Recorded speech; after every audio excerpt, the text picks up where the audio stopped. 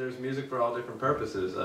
I tend to think that the music that Eric and Jimmy, I mean, every album I hear them on has been an artistically high-level project. Hopefully you can do an artistically high-level project that you would think that the audience would like.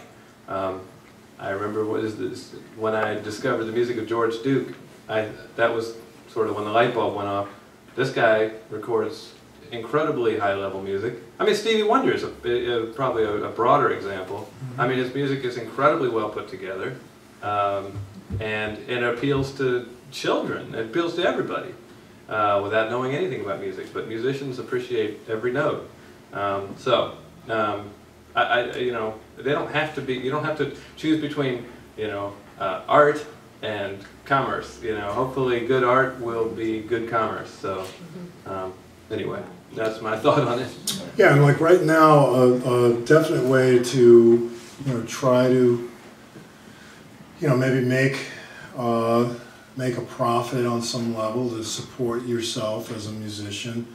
If you have a record, you bring it to live performances, because after a live performance, people hopefully are very excited hearing the music that you just performed, and in a lot of cases they want, you know, maybe some sort of a souvenir or something to take home with them, and having a recording of your music is a great way to accomplish that.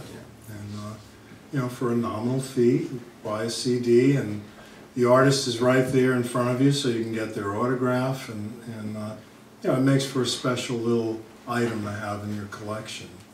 And you know, I think also for a musician, having a CD is like it gives you credibility. You know, I mean, it's a calling card.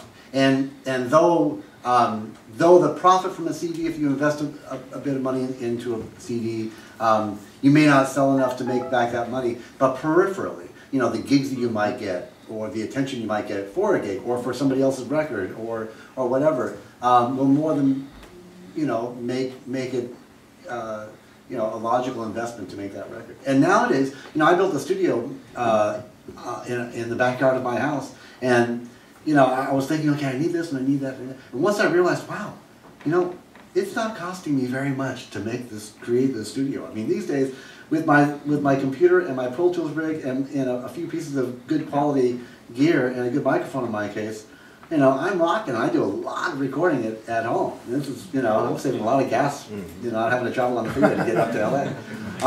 And it's great, and it just from a creative standpoint, just being able to make your own music, you know, on your own schedule.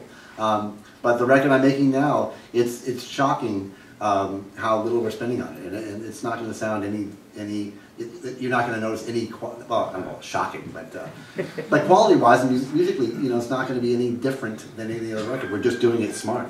You know? Yeah. Mike, do you want to talk a little bit about the record that we did with Eric? Yeah, I was just going to say, we're just going to play one more piece of music, so I just wanted to say a couple things. First of all, there's only one recording in the world that has all four of us on it, and we're giving it away free to everybody here, so they're in the back. Wow! Yeah, it's one song on the CD. Well, there's one song on it that we actually all played on, so that's sort of how the association started. And by the way, never give your music away for free. Right. Never give your music away for free, which is what I'm here to tell you. Unless it's to all your best friends. So, anyway. But there's a lot of other stuff on the CD I think that musicians will dig. It's got John Patitucci playing bass on a bunch of stuff. Whatever. Yeah. You may Jennifer Batten, Dave Weckl, a lot of people. So anyway, enjoy that.